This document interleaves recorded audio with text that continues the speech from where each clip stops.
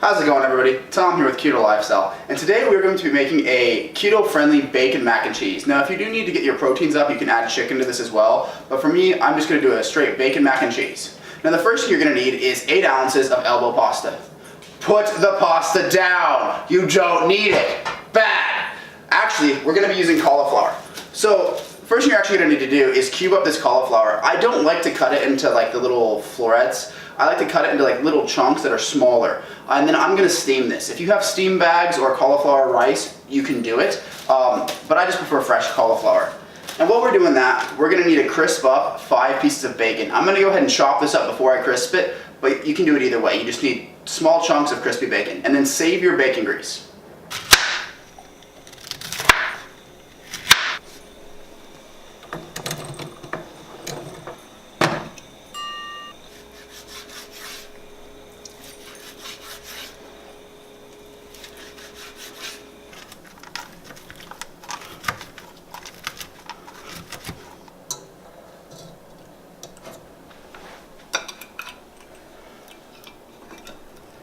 So now that our cauliflower is steamed and our bacon is crisped and chopped up, we're going to start on the sauce. Now, the sauce is pretty simple. We're going to use all of the bacon grease that was left over from the bacon. It's probably about a 1/4 cup of bacon grease. And to that, we're going to add 1 cup of heavy whipping cream,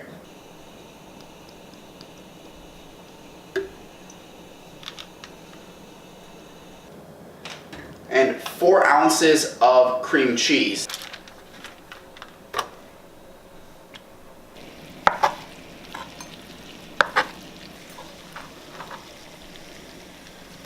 Now, we're going to wait until these two are well incorporated and then add 2 tablespoons of sour cream.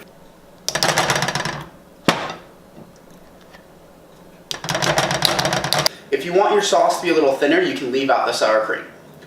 Once the sour cream is fully incorporated, you're going to add 8 ounces of cheddar cheese and whisk until the cheddar cheese is melted.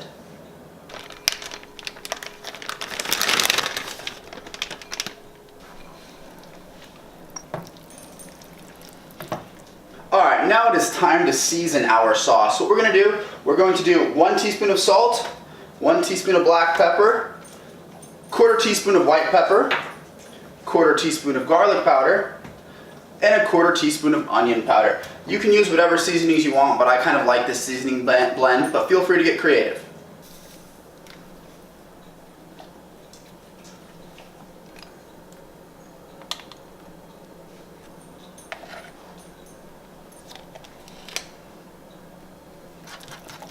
Now, don't be afraid to try your sauce. I like my seasoning the way it is, but play with it however you want.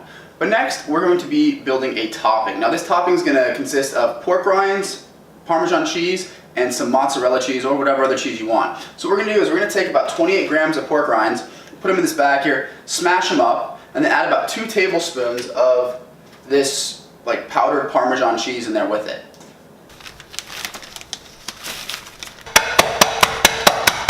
So in this bag here we have the Parmesan cheese and mashed up pork rinds. Now, I will say a food processor would be much easier if you want to do this, but in these videos I try to do things that don't require much special utility, and this pan trick works, but just your mileage may vary depending on how hard you're willing to hit it and how hard the pork rinds are, but a food processor will definitely do the trick.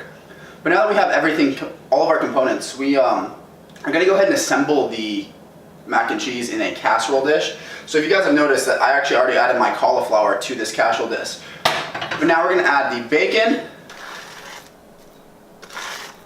then the cheese sauce, top it with this, and then a little bit of mozzarella cheese just to finish it off nicely.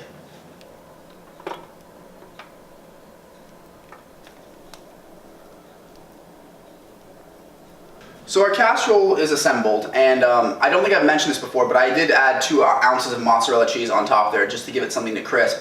Now, this could actually be eaten as is, but since we want to melt the cheese and kind of crisp up the topping, we're going to put our oven on broil and broil it just until things get really gooey and start to turn golden brown. That's about 5-ish minutes, but you want to keep an eye on it. You don't want to overdo it. So I'm going to go ahead and get this put in the oven now.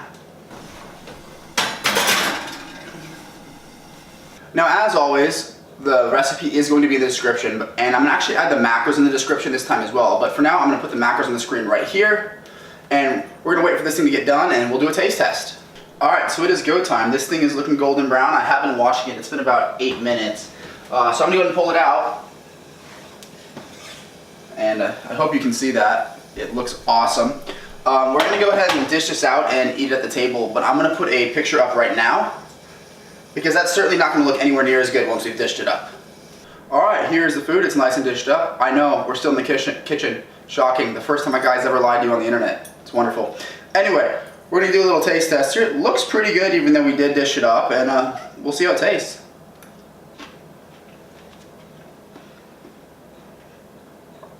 Now, the sauce is perfect, very creamy, very thick. The cauliflower does give a lot more than a noodle will, so you do have to be aware of that. It's not gonna be a perfect substitute for a noodle, but it's good enough. And I love having those chicharrones mixed with the Parmesan on top because it gives you a nice little crispy bite.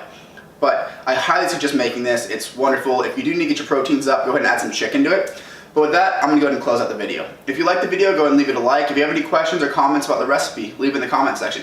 And if you have not subscribed yet, what are you waiting for? Hit that subscribe button. It really helps me out a lot. And I will see you guys in the next one.